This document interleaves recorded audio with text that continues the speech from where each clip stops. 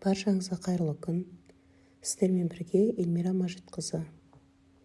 Бүгінгі видеода бөлме гүлдері туралы айтамын. Менде әйел бақыты гүлі өсіп тұр. Оның бірақ ыдысы тар болғандықтан басқа ыдыстарға көшіріп бөліп отырғызу керек. Сол себепті мен екі ыдыстың түбін тесіп, ауа өтетіндей қылып, одан кейін түбіне пенопласт салып қойдым. Егер үйде гүлдердің өзі арнайы тасы болмаса, осылай пенопласт салсаңыздар болады. Үшінші ыдыстың түбінде пенопласт бар және кішкене топырағы бар. Алдын ала осындай топырақты дайындап пакетке салып қойдым. Бұның пакеттің ішіндегі дүкеннің гүлге арналған арнайы топырағы мен өзіміздің аулада дайындаған биогумус екеуін араластырып дайындап, енді міне ыдыстарға 2-3 стаканнан топырақтарды салып жатырмын. Одан кейін жаңағы өсіп тұрған гүліміздің түбін ажыратып, менде 3 түп болып тұр. Тамырларын үзіп алмай бір-бірінен ажыратып алып, одан кейін тамырындағы топырақтардың барлығын түсірдім. Енді отырғызатын кезде тамыры тез алып кету үшін тамырына карневин сеуіп, осылай 3 бөлек қылып отырғызып алдым. Тағы да жан-жағын топырақтармен толықтырып, барлығын отырғыздым. Енді болғаннан кейін міне бөлме температурасындағы судан осылай кішкене құйып, жапырақтарын тұзды сумен сүртіп шықтым.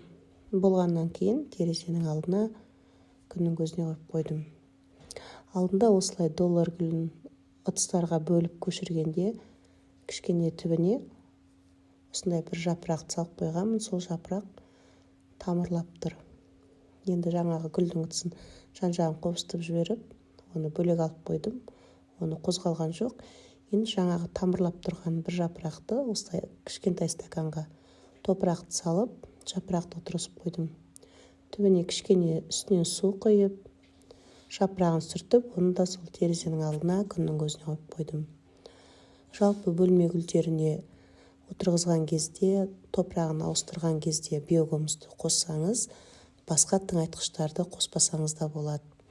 Аптасына бір рет түбін қопсытып, топырақтарын осылай ауа барып тұратындай етіп қозғап тұрсаңыздар, және уақытымен суын құйып тұрсаңыздар, осы топырақта өте әдемі болып, биік болып, осылай гүлдеріңіз өсетін болады. Барлық гүлдердің түбін осылай қопсытып шықтым. Мен аптасына бір рет осылай қопсытып тұрам. Одан кейін жаңағы бөлме температурасындағы суға бір қасық тұзды салып ертіп қойдым. Сол суға енді тряпканы салып, өте сулы қылып, жапырақтарын барлығын сүртіп шығамыз. Оған дейін міне гүлдердің барлығын бөлме температурасындағы суды құйып, барлығына құйып алдым. Сосын жапырақтарын осылай сулау қылып, тряпкамызды жапырақтарының барлығын астын үстін осылай сулап сүртіп шықтым.